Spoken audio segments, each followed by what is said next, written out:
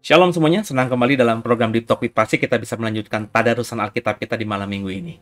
Dan sebelum kita mulai, Amsal 3 yang hari ini kita akan coba baca dan meminta Roh Kudus memberikan rema kepada kita masing-masing. Kita tundukkan kepala kita doa.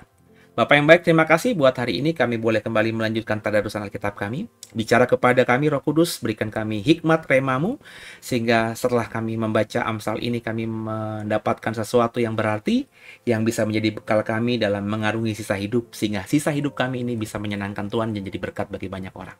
Jangan satupun kami yang kau lalui, kami siap diberkati. Haleluya. Amin. Kita siapkan Amsal 3 Bapak Ibu ya.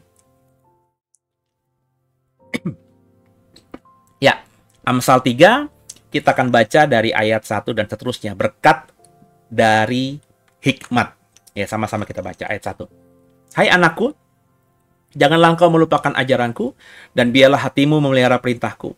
Karena panjang umur dan lanjut usia serta sejahtera akan ditambahkannya kepadamu. Janganlah kiranya kasih dan setia meninggalkan engkau. Kalungkanlah itu pada lehermu, tuliskanlah itu pada loh hatimu. Maka engkau akan mendapat kasih dan penghargaan dalam pandangan Allah serta manusia. Percayalah kepada Tuhan dengan segenap hatimu, janganlah bersandar pada pengertianmu sendiri. Akuilah dia dalam segala lakumu, maka ia akan meluruskan jalanmu. Janganlah engkau menganggap dirimu sendiri bijak, takutlah akan Tuhan dan jauhilah kejahatan. Itulah yang akan menyembuhkan tubuhmu dan menyegarkan tulang-tulangmu. Muliakanlah Tuhan dengan hartamu dan dengan hasil pertama dari hasil penghasilanmu. Maka lumbung-lumbungmu akan diisi penuh sampai melimpah-limpah, dan bejana pemerahanmu akan meluap dengan air buah anggurmu. Hai anakku, janganlah engkau menolak didikan Tuhan. Janganlah engkau bosan akan peringatannya. Karena Tuhan memberi ajaran kepada yang dikasihinya, seperti seorang ayah kepada anak yang disayanginya. Berbahagialah orang yang mendapat hikmat, orang yang memperoleh kepandaian, karena keuntungannya melebihi keuntungan perak dan hasilnya melebihi emas. Ia lebih berharga daripada permata, apapun yang kau inginkan tidak dapat menyamainya. Umur panjang ada di tangan kanannya, di tangan kirinya kekayaan dan kehormatan. Jalannya adalah jalan penuh bahagia, segala jalannya sejahtera semata-mata. Ia menjadi pohon kehidupan bagi orang yang memegangnya. Siapa yang berpegang padanya akan disebut berbahagia. Dengan hikmat Tuhan telah meletakkan dasar bumi, dengan pengertian ditetapkannya langit. Dengan pengetahuannya air samudra raya berpencar dan awan menitikan embun. Hai anakku, janganlah pertimbangan dan kebijaksanaan itu menjauh dari matamu. Pelihara itu. Maka itu akan menjadi kehidupan bagi jiwamu dan perhiasan bagi lehermu. Maka engkau akan berjalan di jalanmu dengan aman, kakimu tidak akan terantuk. Jikalau engkau berbaring, engkau tidak akan terkejut, tapi engkau akan berbaring dan tidur nyenyak. Janganlah takut kepada kekejutan malam yang tiba-tiba, atau kepada kebinasan orang fasik bila itu datang. Karena Tuhanlah yang akan menjadi sandaranmu dan akan menghindarkan kakimu dari jerat. Anjuran untuk berbuat baik. Janganlah menahan kebaikan daripada orang-orang yang berhak menerimanya, padahal engkau mampu melakukannya. Janganlah engkau berkata kepada sestamu, pergilah dan kembalilah, besok akan kuberi, sedangkan yang diminta ada padamu. Janganlah merencanakan kejahatan terhadap sesamamu, sedangkan tanpa curiga ia tinggal bersama-sama dengan engkau. Janganlah bertengkar tidak semena-mena dengan seseorang, jikalau ia tidak berbuat jahat kepadamu. Janganlah iri hati kepada orang yang melakukan kelaliman, dan janganlah memilih satu pun dari jalannya. Karena orang yang sesat adalah kekejian bagi Tuhan, tapi dengan orang jujur ia bergaul erat. Kutuk Tuhan ada di dalam rumah orang fasik, tapi tempat kediaman orang benar diberkatinya. Apabila ia menghadapi pencemooh, maka ia pun pencemooh. Tapi orang yang rendah hati dikasihinya. Orang yang bijak akan mewarisi kehormatan, tapi orang-orang yang bebal akan menerima contoh. Haleluya, terpujilah nama Tuhan. Ya, dari Amsal 3 tadi saya rasa terlalu banyak ya hikmat yang bisa kita dapatkan, pengajaran yang bisa kita peroleh ya. Tentu kalau kita bahas satu persatu dalam tadarusan hari ini ya pasti nggak bisa. Karena Amsal 3 ini poin-poinnya begitu tajam dan banyak ya. Tapi kalau kita lewat pembacaan tadi ya, yang saya mendapatkan agak kuat itu adalah yang kalimat-kalimat awal tadi. Bahwa Salomo mengingatkan kita agar memegang ajarannya. Ajarannya di mana? Ya di Amsal ini. Ya. Tentu bisa kita baca juga di Pengkhotbah, tapi dalam konteks Amsal ini ya dalam konteks Amsalnya Salomo ini kan. bahwa dia minta agar kita anak-anaknya, tanda kutip ya, bukan anak rohani, bukan anak jasmani, tapi anak rohani, karena kita juga adalah orang-orang yang mengimani bahwa kita ini adalah orang-orang yang dalam naungan ya hikmatnya Salomo ya. Karena Tuhan kita Yesus Kristus kan keturunannya. Maka kita juga mewarisi janji Tuhan kepada Salomo meskipun kita bukan darah dagingnya. Kita mewarisi karena kita adalah ahli waris secara rohani lewat Yesus Kristus. Begitu kan? Jadi kita dengarkan Amsal ini. Kata Salomo, Amsal ini kalau kita jaga ya, seperti kita mengalungkan di leher ya, dan menuliskan dalam loh hati kita, maka kita akan hidup mendapatkan kasih dan penghargaan dalam pandangan Allah dan manusia. Bayangin, kalau Amsal ini kita baca dengan sungguh, kita pahami dengan sungguh, kita teliti dengan sungguh, kita hidupi dengan sungguh, kita ekspresikan dengan sungguh, kata Salomo, ya, kita akan mendapatkan kasih dan penghargaan dari Allah dan manusia. Maka Amsal ini harus kita kalungkan ya di leher kita seperti kita memakai kalung, atau menuliskannya bukan cuma di kulit yang bisa hilang ya, tapi di loh hati kita yang paling dalam yang tidak bisa dicoret oleh siapapun kecuali oleh kita sendiri kalau kita melupakannya, kan gitu. Bayangin Bapak Ibu, mendapat kasih, penghargaan dan pandangan dari Allah dan manusia ya. Maka kalau Bapak Ibu mau, maka mulailah membaca Salomo, Amsal Salomo ya. Penekanan dalam konteks pasal 3 ini, kita harus percaya kepada Allah dengan segenap hati, jangan bersandar pada pengertianmu sendiri ya. Kita harus mengakui Dia dalam setiap hidup kita. Itu yang saya bahasakan di Amsal yang kemarin, itu takut akan Tuhan. Jadi sebelum melakukan apapun, sebelum berpikir apapun, sebelum mengucapkan apapun, coba pikirkan. Makanya jangan langsung ngomong. Saya itu belajar entah itu sekarang ngomong verbal ataupun ngetik di handphone, bikin status atau ngomenin pertanyaan atau status orang. Saya belajar untuk mengendapkan dulu. Ya. Supaya apa? Ya, supaya kita itu tidak mengekspresikan berdasarkan penilaian kita sendiri, pengertian kita sendiri, ya. Supaya ketika kita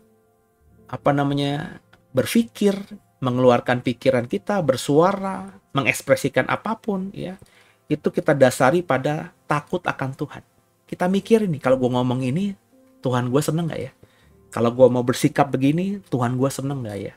Itulah takut akan Tuhan, atau menjadikan Tuhan atau percaya kepada Tuhan dengan segenap hatimu dan tidak bersandar pada pengertianmu sendiri. Mengakui Tuhan dalam setiap tingkah lakumu. Itu yang disebut dengan takut akan Tuhan.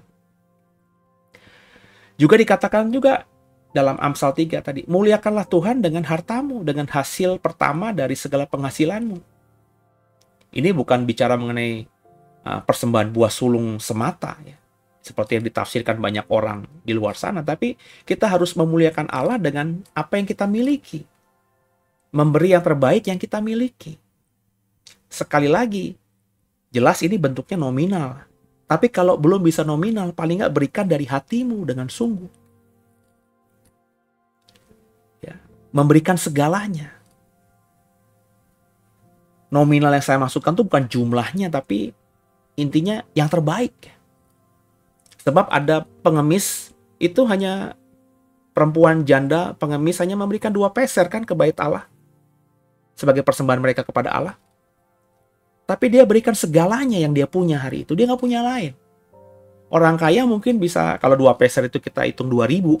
Ya, contoh ya. Ada banyak orang kaya ke gereja ngasih persembahan 100.000, 1 juta, 10 juta. Tapi mereka memberikan persembahan yang besar nominalnya itu, angkanya besar. Tapi nggak ada apa-apanya dengan harta yang mereka miliki. Orang punya harta dengan aset segala macam, misalnya 1 miliar.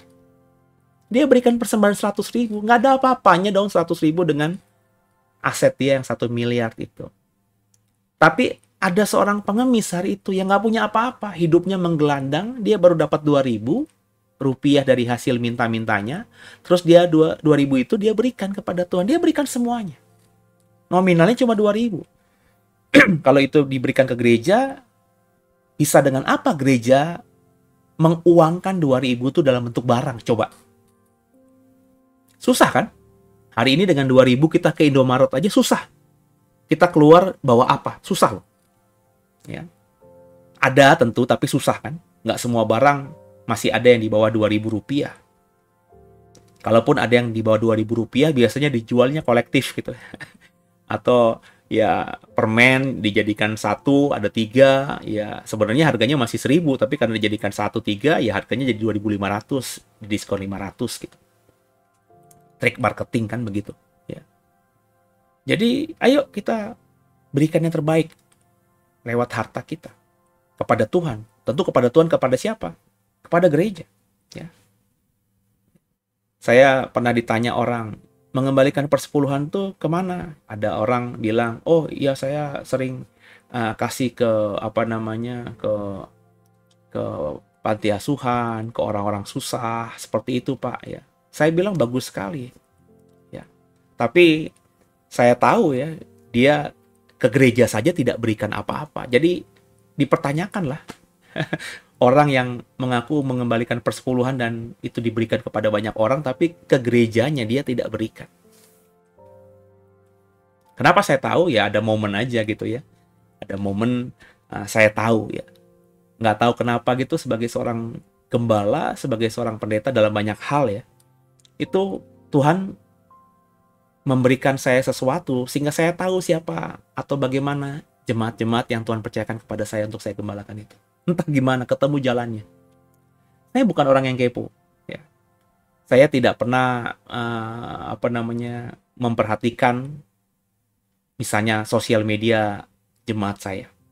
Nggak kepo gitu, buka Instagramnya apa, buka Facebooknya apa. Saya bukan tipikal begitu.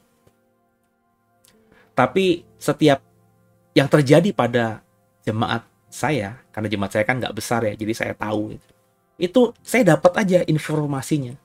Dan biasanya saya dapat informasinya jauh lebih dulu daripada yang lainnya. Jadi ada jemaat yang ngomong sama saya misalnya, Pak, Bapak diomongin. Saya itu ketika mendapatkan informasi itu, saya sudah diberitahu Tuhan sebelumnya bahwa ada orang yang akan ngomongin saya di belakang saya. Dan bahkan terkonfirmasi berikutnya bahwa orang yang ngomong saya itu adalah orang yang namanya atau orangnya itu ada. Jadi meskipun saya tidak, misalnya ya contohnya ya, Sen, Tuhan nggak ngomong begini, Sen, ada orang yang ngomongin kamu, namanya si Siti gitu misalnya. Tuhan nggak direct begitu, tapi saya tahu aja ada sesuatu yang Tuhan taruhkan di saya dan saya kebayang mukanya orang ini. Akhirnya baru beberapa waktu kemudian, kadang seminggu, beberapa hari, sebulan, terkonfirmasi lewat orang yang bicara kepada saya. Jadi, bicara mengenai jemaat, karena jemaat itu mungkin saya bawa dalam doa ya, sehingga saya punya kepekaan kepada mereka gitu. Ya, terbaca semuanya. Ya. Jadi yang dalam konteks tadi ada jemaat yang bilang, oh saya jadi ada waktu ketika saya konseling gitu, terus tiba-tiba ngomongin isunya soal persembahan, persepuluhan, karena memang dalam konseling itu ada pertanyaan itu, jadi saya jawab kan. Ya iyalah, kalau konseling, kalau persepuluhan ya kembalikan ke gereja, itu rumah perbendaharaan itu gereja, nah gereja yang mengelola nanti. Kalau kamu mau memberikan sedekah gitu ya kepada fakir miskin, itu ya di luar persembahanmu kepada Allah kalau kita ngomongin Alkitab. Ya karena kita diberkati, ya kita berkati orang lain juga. Persepuluhan begitu ya. Karena saya ditanya, saya menjawab ya, apa yang saya paham gitu. Ya dia bilang, oh saya persepuluhan lama ini begini. Ya tapi akhirnya Tuhan kasih tahu gitu ya. Enggak, itu enggak benar. Ya. Orang ke rumahku aja dia tidak beri apa-apa, bagaimana mungkin dia bisa memberi kepada orang yang fakir miskin itu? Kan begitu. Kan kita harus memberikan dulu kepada orang terdekat kita. Ya. Ya, saya kalau ngomong nanti kalau yang apa namanya, yang saya omongin ini ikutin programnya jadi tahu, tapi ada jalannya gitu ya. Caranya tuh ajaib gitu, saya tahu. Ya, akhirnya wah, saya bilang wah, sama orang yang terdekatnya aja enggak, gimana dia bisa nolong orang yang lain gitu loh. Kan susah ya. Kalau dalam pengalaman saya itu, saya belajar dengan mengasihi orang terdekat saya dulu ya. Misalnya kalau ngomongin apa namanya, memberkati, ya saya lebih sejahtera, lebih nyantai tanpa pikir panjang memberkati misalnya istri, anak, orang tua, saudara dulu dong, ya, baru ke orang lain gitu, ya. Jadi kalau ada orang ternyata sama saudaranya aja nggak peduli, terus dia ngomong di mana-mana bahwa dia memberkati orang lain yang nggak ada hubungan darah dengan dia, itu patut dipertanyakan gitu. Patut dipertanyakan. Jujur aja, patut dipertanyakan. Nah, jadi ayo kita belajar dari Amsal ini. Juga ada tadi kalimat-kalimat, jangan kita merasa diri kita bijak, hebat ya. Kita harus terus belajar. Ya, carilah hikmat itu sedemikian rupa sehingga kita terus mengusahakannya. Ya. Jadi yang kita pelajari di sini ya, Bapak Ibu harus paham bahwa apa namanya ya, Alkitab yang kita baca tadi, Alkitab yang Amsal 3 ini, Amsal yang benar-benar mencerahkan kita semuanya. Ya. Kejarlah hikmat itu yang dalam Amsal kedua kemarin itu harus dicari seperti kita mencari harta karun, mencari emas dan perak. Diusahakan dengan sungguh. Ya. Karena kalau orang sudah dapat hikmat tadi, dikatakan dalam Amsal 3 akan menjadi orang yang berbahagia. Orang kalau dapat hikmat itu seperti orang yang memperoleh kepandaian. Dan kalau sudah memperoleh kepandaian, ada keuntungan yang akan diperolehnya tadi dengan kepandaiannya itu di kemudian hari. Itu lebih dari emas dan perak.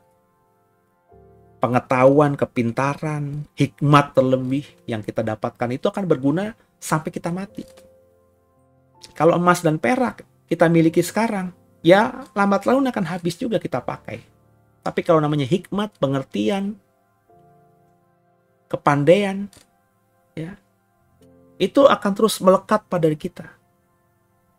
Semakin kita cari, semakin kita mendapatkannya kuat. Dan hikmat itu kalau kita, Bapak Ibu udah ikuti Amsal 1, ya bisa dicari di mana-mana. Bisa kita temukan di mana-mana. Maka saya tidak percaya orang yang bertapa di sebuah biara gitu ya.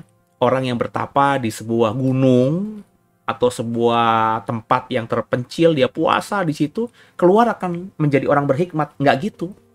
Nggak gitu. Ya. Kalau dia menjadi orang yang bisa mematikan daging, iya. Tapi menjadi orang berhikmat nggak begitu. Orang yang berhikmat tuh orang yang belajar banyak. Bukan saja di ruangan, baca buku, di perpustakaan, tapi juga orang yang keluar. Ya, menghadapi dunia. Dia berinteraksi dengan orang-orang di jalanan, itu akan mendapatkan hikmat. Dia melihat apa yang terjadi di sekitarnya, itu akan membuat dia tambah berhikmat. Ya. Jadi, kalau kita sudah punya hikmat itu, kata Alkitab tadi, kita tuh seperti orang yang umur panjang di tangan kanan dan di tangan kirinya kekayaan dan kehormatan. Ya. Luar biasa ya saudara ya. Semoga saudara memahami ini. Maka itulah yang harus kita kejar.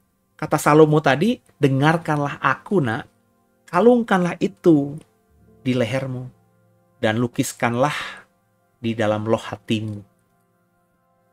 Ini yang diajarkan Salomo. Jangan kau lepaskan pengajaranku ini. Kejarlah hikmat, kata Salomo. Ya. Maka orang yang berhikmat itu dikatakan tadi seperti pohon kehidupan, di mana orang-orang yang memegang buah yang kita hasilkan itu akan berbahagia. Artinya kita dimanapun akan jadi berkat bagi banyak orang. Kita disukai banyak orang. Kita menjadi bermanfaat, jadi terang dan garam bagi orang di sekitar kita. Itu orang berhikmat tuh begitu. Kalau nggak berhikmat ya dia cuma menikmati, kalau dia diberkati dia hanya bisa menikmati berkat itu dirinya sendiri saja. Tidak bisa dirasakan oleh orang-orang terdekatnya. Ya. Jadi ayo sama-sama kita belajar tentang hikmat ini, kita menghidupinya. Di dalam ayat-ayat yang kita baca tadi, kalau kita punya hikmat, kita akan berjalan tidak akan pernah terantuk, ya, nggak akan pernah terkejut, Berapa banyak kita yang hari-hari ini sering terkejut, dapat berita ini terkejut, ya, melihat fenomena ini terkejut, ya. Kalau orang berhikmat itu nggak akan terkejut dengan hal-hal itu. Mungkin dia tidak tahu, tapi nggak akan terkejut. Kenapa? Ya, karena dia sudah mempersiapkan diri. Sadar, nggak sadar, langsung, nggak langsung, orang yang berhikmat itu orang yang peka. Sehingga akan wah, wah, wah, gitu. Wah, terjadi ini, ya biasa aja, gitu. Ya, ya, biasa aja. Ya. Karena tadi ya, orang yang berhikmat itu orang yang tidak akan terantuk. Ya. Kalau dia berbaring, dia nggak akan terkejut. Dia nggak akan takut dengan kejutan apapun yang terjadi atas hidupnya. Ya. Dia akan jadi orang yang tenang, orang yang bisa langsung berpikir dengan jernih. Ya. Makanya saya bilang tadi, orang yang seperti ini itu di tengah orang-orang sekitarnya akan menjadi berkat, akan membuat terang dan garam. Seperti ilustrasi alegoris tadi, akan seperti pohon kehidupan, di mana orang yang memegang buahnya akan diberkati. Orang berhikmat tuh begitu. Dan kemudian kalau kita baca tadi dari Amsal 3 tadi, ada anjuran untuk berbuat baik. Jadi jangan tahan-tahan kalau kita digerakkan oleh Tuhan untuk berbuat baik. Nah, ini yang juga harus mulai dipraktekkan gitu. Kalau tiba-tiba kita di jalan, saya bukan orang yang tipikal kalau di perempatan terus ada orang peminta-minta, saya buka jendela untuk memberikan dia uang. Meskipun ada. Saya bukan tipikal begitu. Terlebih kalau saya lihat peminta-mintanya masih muda, ya. Terus anak kecil yang cuma ngasih amplop doang. Ya.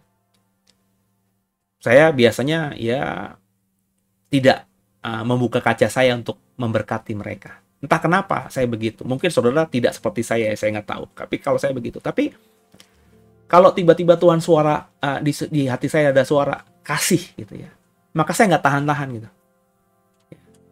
Jadi kalau tiba-tiba ada orang yang mungkin dia sehat juga gitu ya, mungkin dia masih muda juga, tapi ada suara hati mengatakan kasih gitu ya, saya nggak tahan-tahan ya untuk memberkati orang yang menurut hati saya bersuara untuk berikan sesuatu kepada dia. Nah, ini yang juga harus diperhatikan. Jadi itu juga saya perlakukan bukan saja kepada orang yang saya temui di jalan, tapi juga kepada domba-dombanya Tuhan yang Tuhan suruh untuk saya gembalakan. Ya. Kadang saya tahu ada orang yang mungkin tidak terlalu bermasalah secara ekonomi, tapi Tuhan bilang kasih.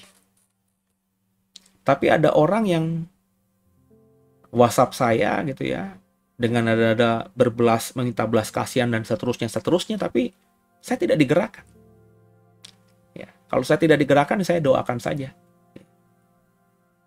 Atau kalau saya tidak digerakkan, ya saya paling ya bantu ala kadarnya aja. Tapi ada orang-orang tertentu yang saya lihat mukanya saja, meskipun saya tahu dia tidak kesulitan gitu ya, tapi tiba-tiba Tuhan bilang kasih. Nah, saya belajar taat aja. Ternyata setelahnya saya baru tahu ya, itu memang suara Tuhan, karena entah kenapa di momen itu jadi berkat buat orang ini. Jadi jangan tahan untuk berbuat baik. Kalau bisa berbuat baik ya, kepada orang terdekat kita dulu, saya bilang gitu. Jadi jangan niat berbuat baik pada misalnya orang-orang di Yaman sana yang lagi perang ya, dengan Amerika atau orang-orang Palestina, tapi kita lihat di tetangga kita masih ada yang sulit untuk beli beras untuk makan nasi. Ini kan ironis ya. Ya, jadi ayo sama-sama kita belajar untuk mencari hikmat, mendalami hikmat, sehingga akhirnya kita menjadi orang yang diberkati dan bisa jadi berkat bagi banyak orang. Semoga diberkati. Kalau diberkati ya di-share program ini kepada yang lainnya. Juga bisa di-subscribe channel YouTube kami dan dibawa dalam doa supaya program-program berikutnya. Februari nanti akan banyak program baru, Bapak Ibu, semoga jadi berkat. Lewat dukungan saudara, lewat doa, dan kalau saudara tergerak untuk mensupport pelayanan kami lewat dana saudara, lewat uang saudara, silakan ada nomor rekening Ada juga QRIS ya, Bapak bisa scan dan bisa transfer via QRIS itu berapapun yang Tuhan kerahkan dan saudara sukacita untuk mendukung pelayanannya. Ya, saya bukan minta-minta, tapi saya mengingatkan tadi, kalau memang kita digerakkan ya silahkan. Tapi kalau nggak digerakkan ya nggak usah, nggak apa-apa. Sebab saya percaya setiap kita punya bagiannya masing-masing. Ya, terima kasih buat semuanya, buat dukungannya. Dan sebelum kita akhiri kita doa. Bapak yang baik, terima kasih buat hari ini. Di malam minggu ini kami boleh selesaikan tadarusan Alkitab kami Amsal 3. Terima kasih buat segalanya. Roh Kudus tolong kami, mampukan kami bukan cuma cakap jadi pendengar, tapi cakap jadi pelaku firman. Ampuni salah dosa kami. Yesus Kristus adalah Tuhan Juru Selamat kami yang hidup. Dan ke dalam tangan mula kami serahkan tubuh, jiwa, dan roh kami. Haleluya. Amin. Jangan lupa, besok kita beribadah minggu jam 6. Saya akan bagikan materi eksposisi saya soal penciptaan hari ke-6. Dan kemudian di ibadah minggunya, saya akan bagikan materi soal ajaran Yesus atau pemahaman Yesus tentang dirinya sendiri, ya. Jadi kita kan selama ini menilai Yesus dari apa yang dikatakan orang, apa yang disampaikan rasul-rasul tentang Yesus.